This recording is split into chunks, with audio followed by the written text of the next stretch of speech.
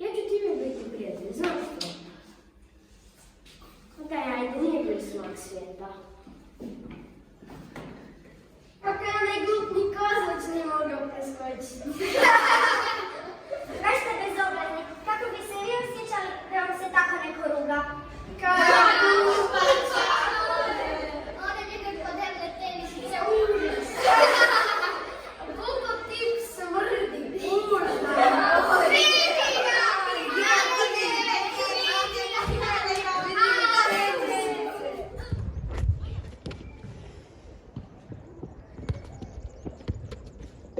Hej, tražila sam te.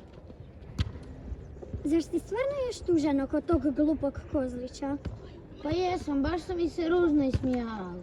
A znam, nije im to baš bilo lijepo. I ja sam im rekla kako bi se oni osjećali da bi ih tako neko ismijavao. Ako hoćeš, mogu ti ja naučiti preskakati kozlić. Ne znam, ne mogu ja to. Naravno da možeš, ti si dobar u mnogim drugim stvarima. Zašto ne bi mogao naučiti i ovo? Kad ne mogu, ne. Da, možeš. Ajmo, molim te. Aj, dobro, idem. Evo, sad ću ti pokazati kako se preskače kozlić. Bitno ti je da se ti noga uvijek u zraku i da ti ruke ne ostanu na kozliću. Evo, pogledaj. A da, lako tebi. Ajde, pokušaj sad i vjerujem u tebe. A ne mogu ja to, strah me je. Nemoj da te bude strah. Ajde, pokušaj još jednom.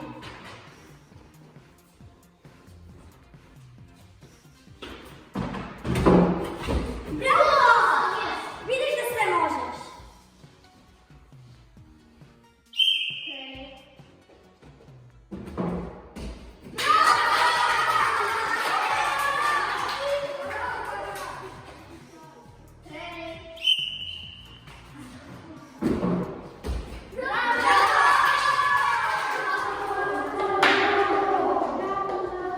Prosto što sam bio loš prijatelj, opraštaš mi?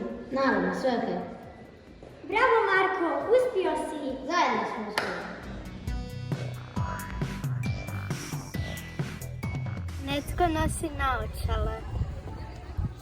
Netko ima crnu kosu. Netko je niži, a netko i viši.